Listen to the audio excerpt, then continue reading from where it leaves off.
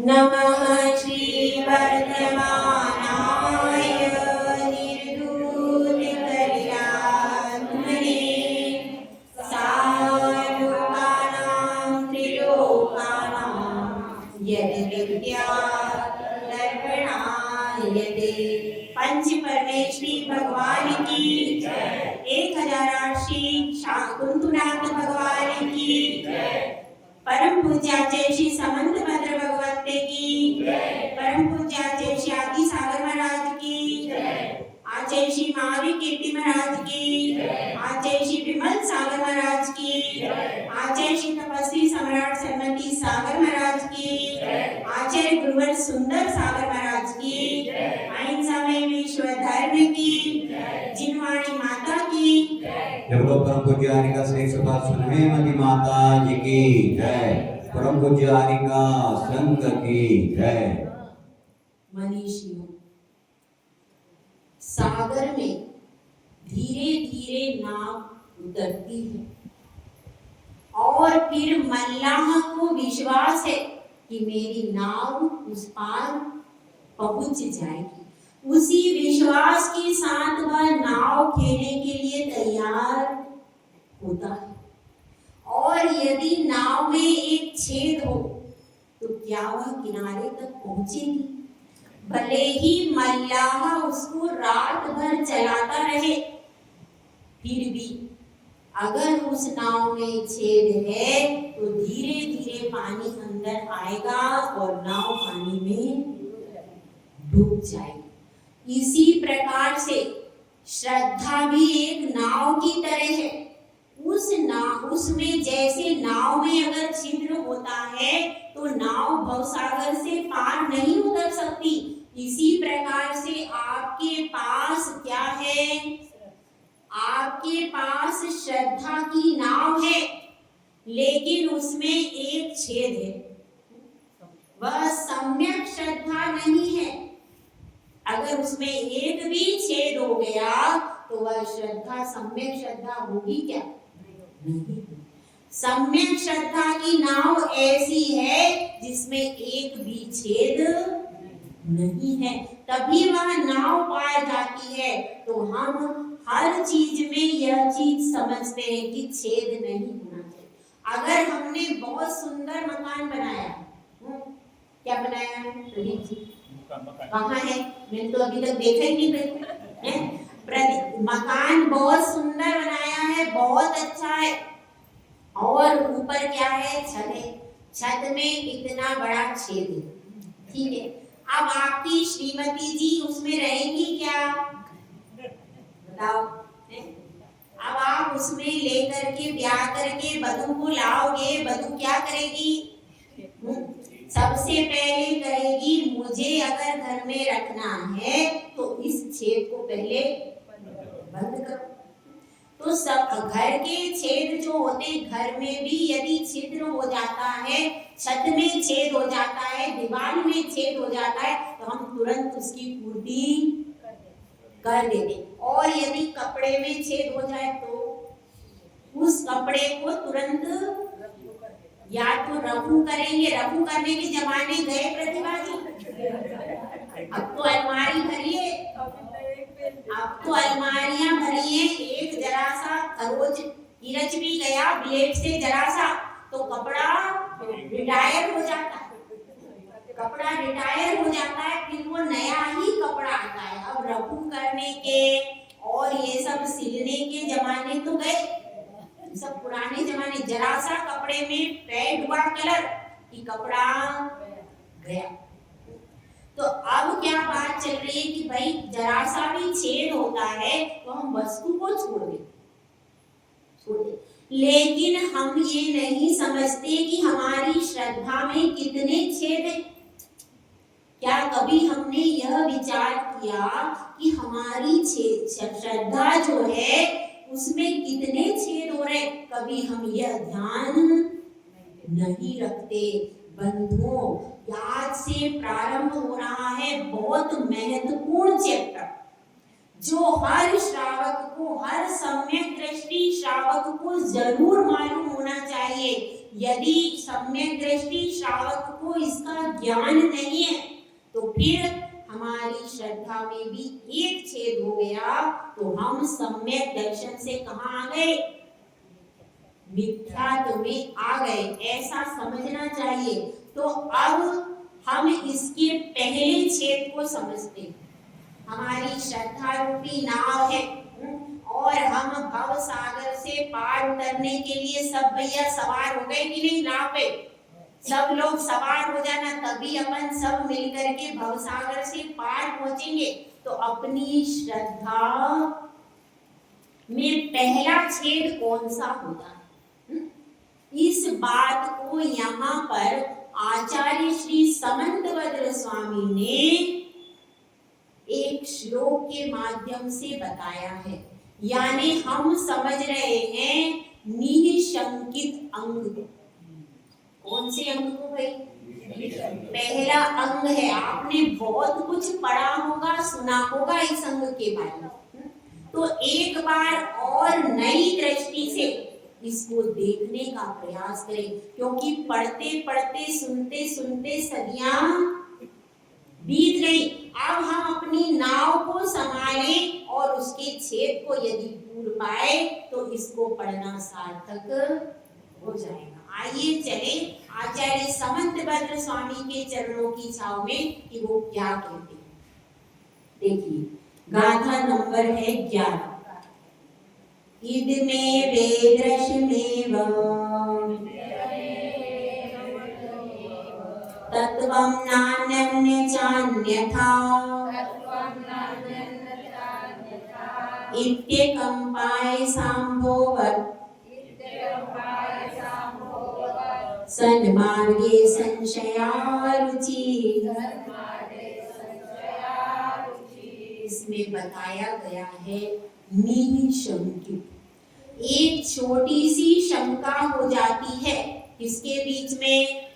पति और पत्नी के बीच में। दोनों एक दूसरे से कह नहीं रहे हैं। पत्नी को शंका किसके ऊपर है? पति के चरित्र पर। और पति को शंका है पत्नी के चरित्र में। भले ही वो साथ साथ रहते, लेकिन उनका आपस में विश्वास रहता है क्या? नहीं।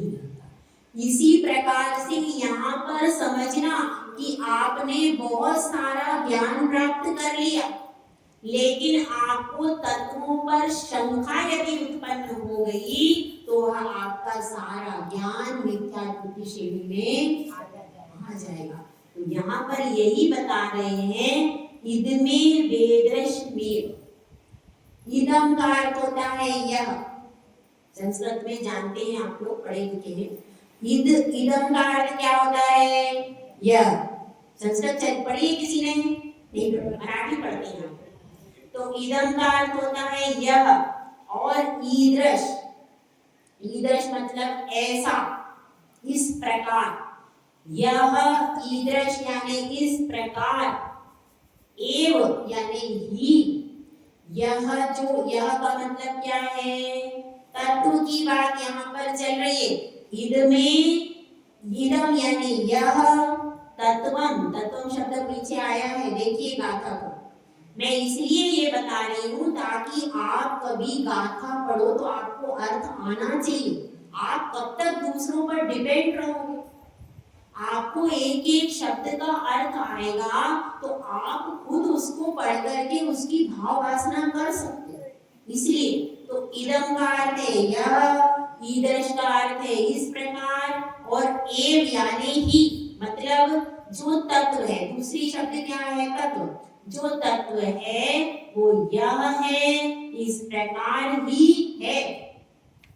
इस प्रकार ही है, ना जानन्य नान्यथा।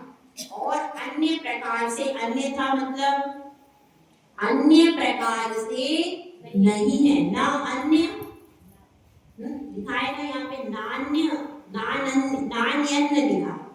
नान्यन्न मतलब नहीं है, अन्य प्रकार से, अन्यथा नहीं है। जो तत्व का स्वरूप है वह कैसा है? जिस प्रकार जैसा भगवान ने कहा है उसी प्रकार का है तत्व का स्वरूप और अन्य प्रकार से अन्यथा नहीं है। ऐसा क्या होता है? दृढ़ श्रद्धान जिसके होता है उसको कौन सा अंग होता है भैया? निशंकित अंग होता है, उसको कोई शंका नहीं है। जिनेंद्र भगवान ने कहा है यह तत्व इस प्रकार है, ऐसा ही है। जो जिनेंद्र भगवान ने कहा है वैसा ही है, उसमें कोई संशोधन की जरूरत नहीं। ऐसा उसको दृढ़ श्रद्धा होता है। किसके ऊपर? तत्वों के ऊपर। 7 तत्व, 6 द्रव्य, 9 पदार्थ का स्वरूप जो जिनेंद्र भगवान ने कहा है वह स्वरूप वैसा ही है। इसमें एक शब्द आया, एक का होता है ही, वैसा ही है और अन्यथा अन्य प्रकार से नहीं है। ऐसा दृढ़ श्रद्धा किसको होता है? निशंकित अंग के धारी सम्यक दृष्टि जीव को होता है। अब इसके बाद इसको उदाहरण के माध्यम से समझाएं जो बात उन्होंने कही है, क्योंकि लौकिक जगत में उदाहरण के द्वारा ही समझते, तो यहाँ समझा रहे हैं इत्य कंपाय सांभोवत। इसका मतलब क्या हुआ? इति धन कंपाय, मतलब इस प्रकार उदाहरण क्या दिया है? जैसे कंपाय सांभोवत, कैसी है? उस पर जल कैसा है? अकंप है। किस पर? तलवार की धार पर। जैसे तलवार की धार पर जल कैसा रहता है? अकंप रहता है, अकंपाय। जल यदि तलवार की धार पर डालते हैं तो क्या हो जाता है? वह जल उसी पर ठहर जाता है, अकंपित रहता है वह जल। अब आप लोगों ने तलवार ही नहीं देखी तो आप कैसे जानते? तलवार की धार पर यदि जल डालते हैं तो वह कंपित नहीं होता, ये उसकी तलवार की विशेषता। तो तलवार कैसे बनती है? एक बार छुल्लक जी ने बताया था, किसी को याद हो तो बताओ तलवार कैसे बनती है। तो क्या मालूम है? आपको मालूम है? किसी को? हाँ बताओ क्या बताया? हाँ आप बताओ। गरम करके दिव्यांटी की मम्मी बता रही थी। हाँ बताओ। गरम करके उसको ठोक के बड़ा करते हैं। बैठिए। सबसे पहले क्या करते हैं? उसको अग्नि में तपाते। जब वो रेड हॉट हो जाती है, बिल्कुल तेज बिल्कुल लाल हो जाती है, लोहे की होती है तलवार, लाल हो जाती है, तब उसको पानी में डाला जाता है। और ऐसा कई बार किया जाता है। उसके बाद जो कच्चा लोहा होता है वह पक्का हो जाता है। ये उसकी विधि है तलवार बनाने की। तो यह इसके द्वारा अब उसके ऊपर जब आप जल डालेंगे तो वो कैसा होगा? वह हिलेगा भी नहीं, स्थिर हो जाएगा। क्यों? क्योंकि पहले क्या हुआ है? पहले इस प्रोसीजर से तलवार बनी है, तो उस प्रोसीजर के कारण उसकी धार पर क्या रह जाती है? पानी टिक जाता है, कभी भी हिलता नहीं। अब वह पानी में बार बार डाली गई तो उससे क्या हो जाता? उसी से उसकी चमक भी आ जाती है और वह पानी उस पर जैसे स्थिर हो जाता, उस पर पानी फिर उसमें से हटता, तलवार टूट जाती है लेकिन वह उसमें से पानी हटता नहीं। ऐसा कहा। तो इसलिए यहाँ पर उदाहरण दिया है आचार्य परमेश्वरी ने कि जिस प्रकार तलवार की धार पर पानी स्थिर रहता है, कभी भी चलायमान, ऐसी आपकी क्या होना चाहिए? श्रद्धा होना चाहिए। घर का विश्वास टूट जाए तो कोई बात, केवल आपके इस जन्म में आपको परेशानी आएगी यदि घर में आपका किसी के प्रति विश्वास टूट गया।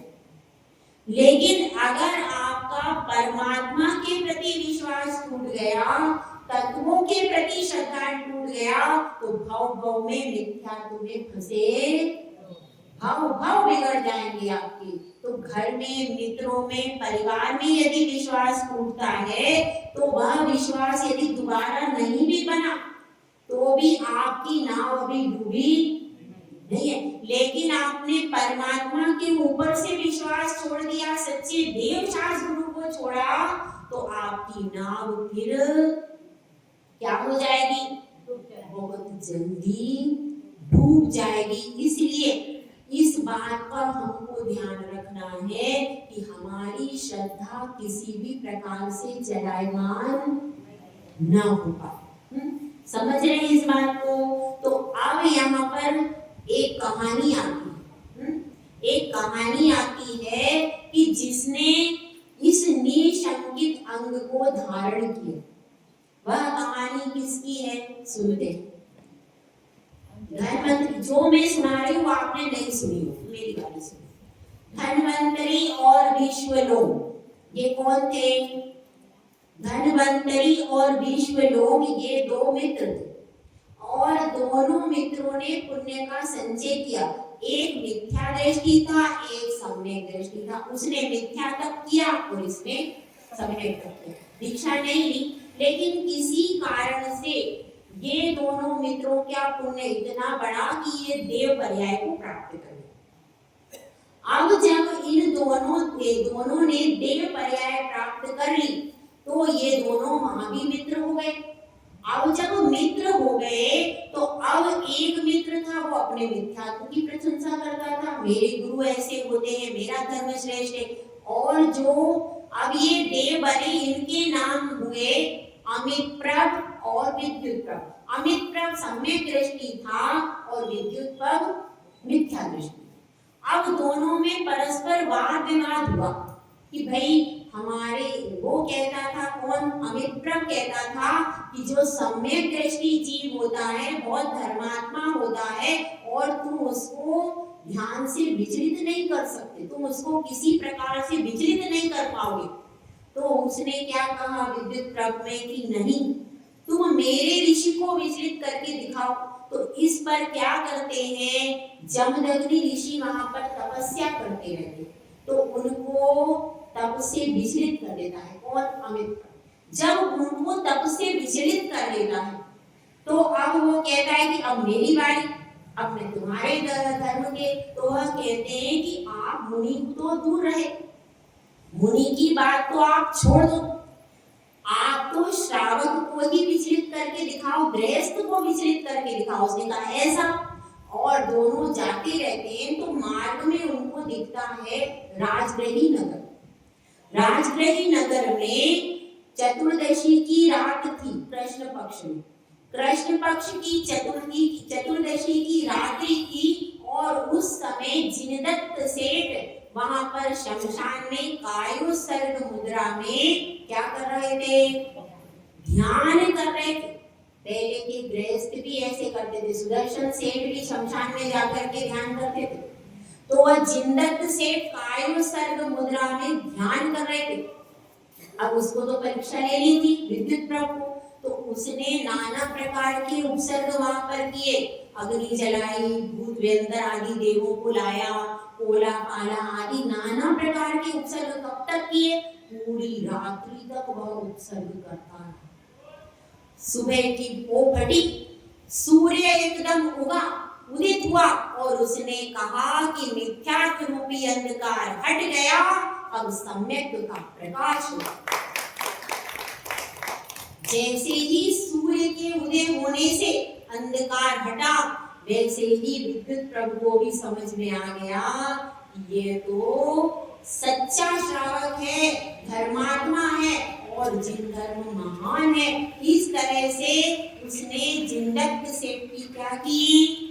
बहुत प्रशंसा की, धर्म की प्रशंसा की और अपनी माया पूरी समेट ली। उसके बाद प्रशंसा करके उसने आकाशगामिनी विद्या उसको सौंप दी। किसको सौंपी? जिनदत्त सेठ को सौंप दी। उसके बाद क्या होता है? उसके बाद उसने कहा कि मैंने यह विद्या आपको सिद्ध हो चुकी है, आप इस विद्या का उपयोग कभी भी कर सकते हैं, और किसी अन्य को देना हो तो नमोकार मंत्र की सिद्धि से यह विद्या सिद्ध हो जाए। इस प्रकार से वह कह करके अपने स्थान को चला गया। अब क्या होता है, जिनदत्त सेठ, अब जब उनको विद्या मिल गई और वो तो सच्चे सम्यक दर्शी थे, तो कहाँ जाएंगे? आपको मिल जाए तो आप कहाँ जाओगे? विदेश में। विदेश में जाएंगे, कहीं पर जाकर के घूमेंगे, रशिया में, अमेरिका में, जहाँ पर अच्छी अच्छी चीजें वहाँ देखेंगे, ये टावर वो टावर, तो इस तरह से। लेकिन वो तो सम्यक दर्शी थे, वो कहाँ जाएंगे? तो उन्होंने सोचा कि मैं अब आकाशवाणी विद्या लेकर के कहाँ जाऊँ? तो उन्होंने सोचा मुझे तो आप अत्रि चैत्यालयों के दर्शन करना है, तो मैं सुमेरु पर्वत पर जाता हूँ।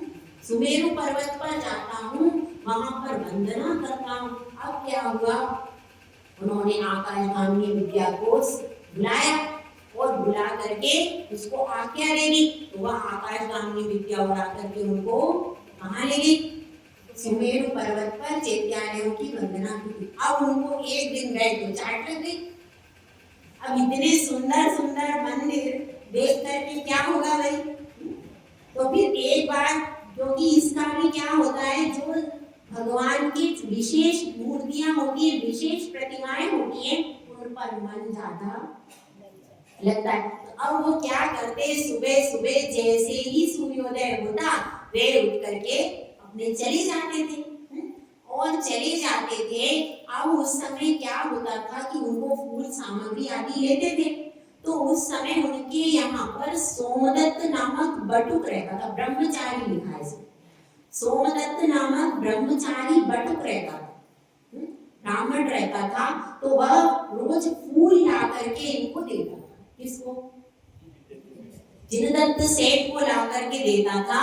तो एक दिन उसने सोचा कि आप सुबह सुबह कहाँ चले जाते हो? तो जिनदत्त सेठ तो सम्यक दृष्टि, उन्हें कोई वो नहीं था कि मैं छुपाऊं, आप होते तो बता देते। कभी नहीं है जला जी, कभी भी नहीं है। तो कभी हम तो कभी भी नहीं बताते भाई, हम कैसे बताएं? लेकिन अब वो सेठ थे तो उनको कोई भय नहीं था, एकदम सरल निष्कपट थे। उन्होंने पूरी बात उसे बता दी। अब उसने कहा कि मैं भी जाऊंगा चैत्यालय के दर्शन करने, आप मुझे भी विद्या दे दो। तो उन्होंने क्या कहा, उन्होंने पूरी विधि उसे बता दी कि भाई मेरे को सिद्ध हो गई है, लेकिन तुम्हें सिद्ध करनी पड़ेगी, क्योंकि कोई भी विद्या सिद्ध करने के बाद ही प्राप्त होती है। तो उसके सिद्ध करने की विधि उन्होंने बता दी। अब क्या होता है कि अब उसने उसको बता दिया, और वह भी कृष्ण पक्ष की चतुर्दशी की रात को कहाँ गया? शमशान भूमि में गया। शमशान भूमि में जाकर के उसने क्या किया, वहां पर सीका था, और वह सीके पर उसने क्या, मूंछ की रस्सी से बांध दी, और उसकी एक एक लर काटना था, और नीचे क्या रख दिए, अस्त्र शस्त्र ऊपर की ओर मुख किए। तो अब एक एक लर काटते जाना, और अंतिम लर जब कट जाएगी तब आपको विद्या सिद्ध, और पंच नमस्कार मंत्र पढ़ते जाना। ये उसकी विधि। अब अपना कार्य करने का, सिद्ध करने के लिए चला। अब देखिए एक दूसरी कहानी की ओर अपन चलते हैं। ये कहानी को यहीं रखो और दूसरी कहानी की ओर चलते हैं, ठीक है? अब वह कहानी कैसी है? अब वह कहानी ऐसी है कि एक ललितांग नाम का राजकुमार था। वह ललितांग राजकुमार कैसा था? बहुत सुंदर था, लेकिन उसमें एक अवगुण था। वह क्या था कि उसकी संगति अच्छी नहीं थी। वह अपने मित्रों के साथ में गया और वह चोरों के साथ में संलग्न हो गया। उसने चोरी करने की विद्या सीख ली। उसके परिवार वालों ने बहुत प्रयास किया, लेकिन उसके बाद भी वह अपने पाप कर्म से हटा नहीं।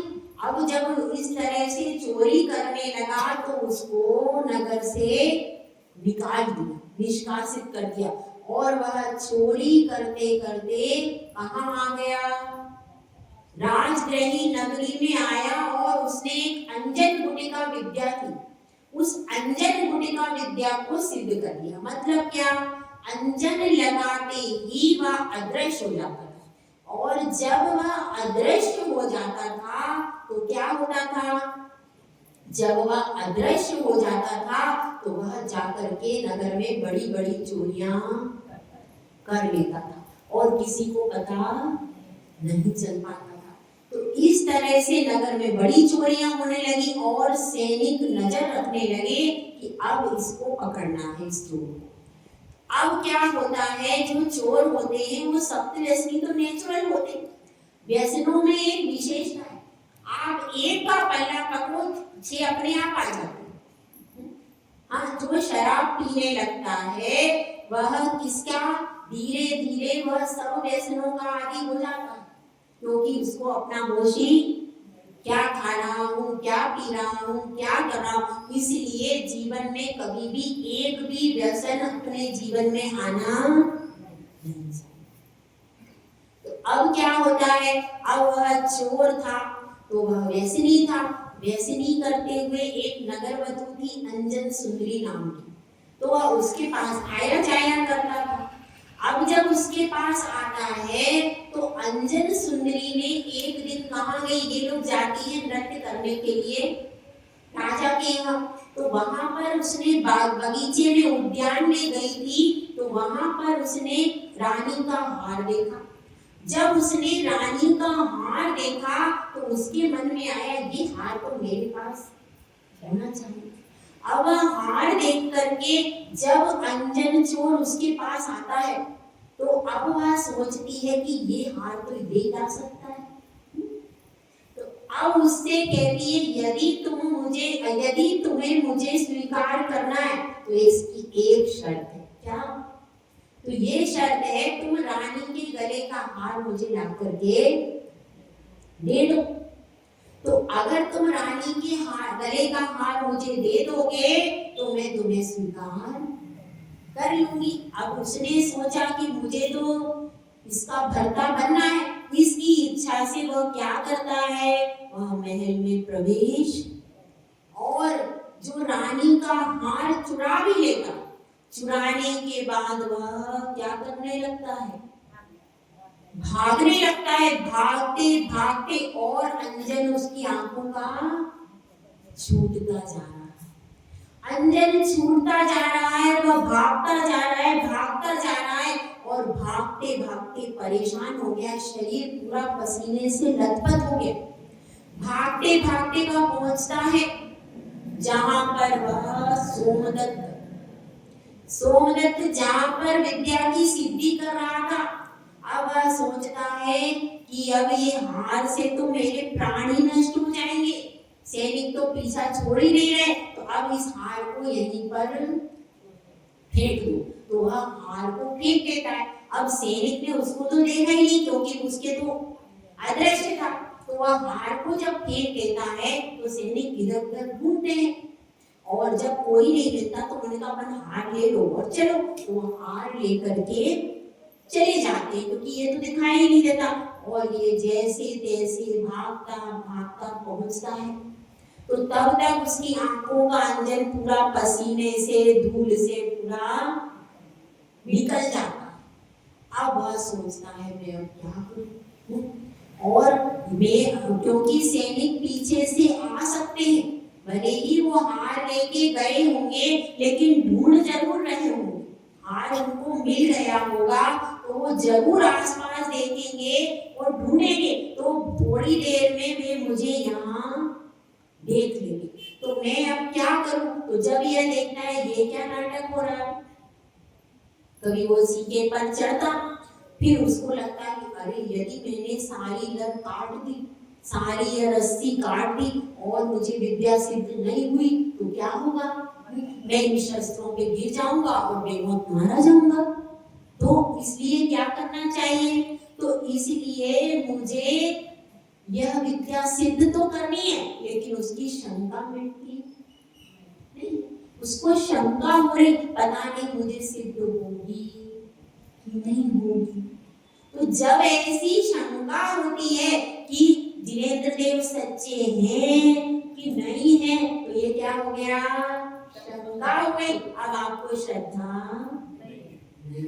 तो ऐसे ही उसको शंका होती है, इधर वह चोर आता है, अब वह सोचता है मरना तो है, सैनिक तो आ ही जाएंगे, तो अब क्या करना चाहिए। और सुबह भी होने वाली, सुबह होने में ज्यादा टाइम नहीं है, अंतिम प्रहर रात्रि का है। तो अब या तो कर जाओ या मर जाओ, या तो करो या मरो है, या तो तुम कर लो अथवा मर जाओ। तो अब या तो मैं इसको कर लूं, यदि मुझे आकाशगामी विद्या सिद्ध हो गई तो मैं फिर वहां यहाँ से उड़ जाऊंगा और मेरा कार्य सिद्ध हो जाएगा, मेरी जान भी बच जाएगी।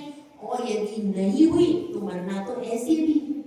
तो अब वह सोचता है कि जो उससे विधि पूछता है तो वह विधि सारी बता देता है। अब उसको ये तो पता चले कि भाई ये लड़ काटनी है एक-एक करके, और अब वह मंत्र भूल जाता है। अब मंत्र जब भूल जाता है, अब चढ़ गया सीने पे, अब सोचता है कि इतना तो टाइम नहीं है कि मंत्र को याद करूं, ये करूं। तो वो कहता है आणम ताणम कछु न जानम सेठ वचन प्रमाण। जो सेठ ने जो वचन है वही मेरे लिए प्रमाणभूत है, और एक एक करके लड़ काटना था, ये सारी लड़ एक साथ काट देता। श्रद्धा कर ली ना उसने किस पे, जो सेठ के वचन है, सेठ ने जो मंत्र दिया था उस वचन पे मेरी श्रद्धा है। मतलब जो मंत्र सेठ ने दिया था उस मंत्र पर मेरी श्रद्धा है, ऐसा उसने माना। और ऐसा मान करके जैसे ही उसने सारी लड़े काटी और आकाशगामिनी विद्या हाथ जोड़ करके खड़ी हो गई, आप मेरे स्वामी हो, मुझे आज्ञा दीजिए। अब वह सोचता है भाई चलो ये सिद्ध हो गई, अब मैं कहाँ जाऊं। तो जहां पर सेठ गए हैं वहीं पर मुझे लेकर के चलो। अब वह वहां पर जाता है और जब सेठ को देखता है, तो उसको क्या लगता है कि अब मेरे लिए तो सेठ से कहता है जिस प्रकार से आपने आकाशगामिनी विद्या सिद्ध की है उसी तरह से मुझे परलोक की ये विद्या को भी बताओ, यानी मोक्ष की विद्या को बताओ। और आपको बता दे ललितांग देव जो था वो जिन धर्म का ही था, राजकुमार था, लेकिन वह सप्त व्यसनी होकर के क्या हो गया, भ्रष्ट हो गया। ठीक है, तो इस तरह से हमें समझ में आता है। अब वह जाता है सेठ के पास, तो सेठ कहते हैं कि भाई मोक्ष की इच्छा लेकर के जाता है, दीक्षा की भावना ले लेता है। अब उसको पश्चाताप हो रहा है।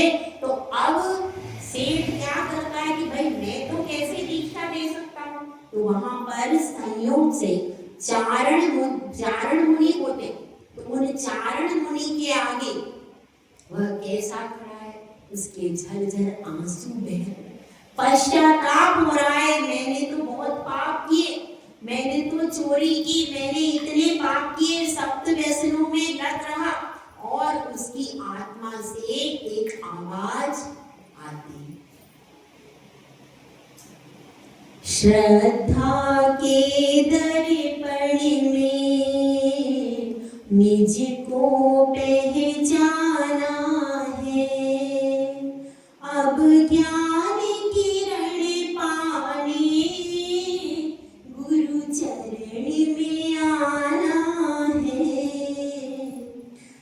बरसों से अंधेरों में हम भूल गए पथ को, विषयों के फेरों में मोड़ा जीवन रथ को, 84 के चक्कर भव से मिटाना है। अब ज्ञान की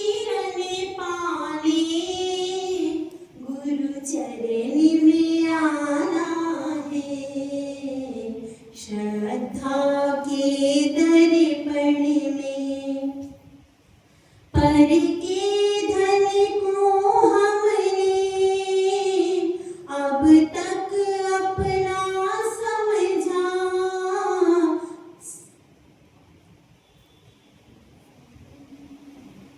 कामिनी का रूप लखा दुखों में मन उलझा। यह महल मसाने बना निज घर में आना है।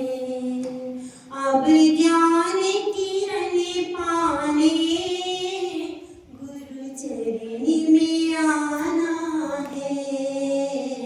श्रद्धा के दर्पण में निज को पहचाना है।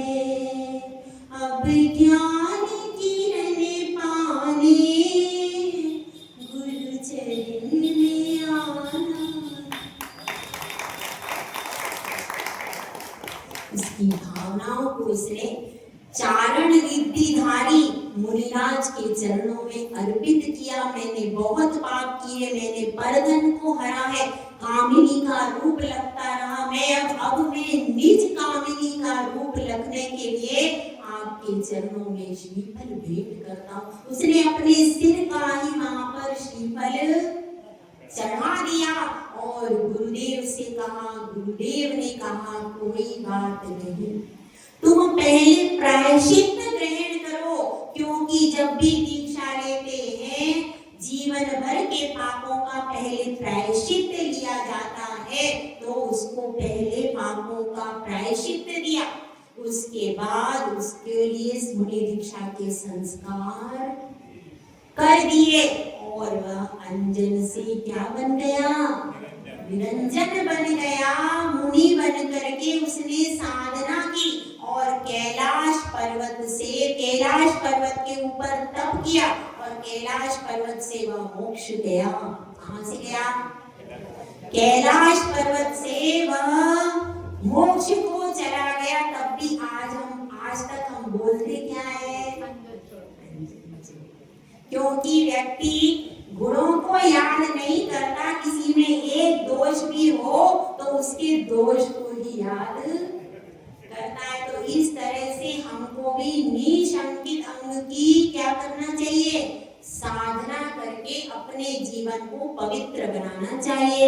जय बोलो आचार्य सुंदर सारा महाराज।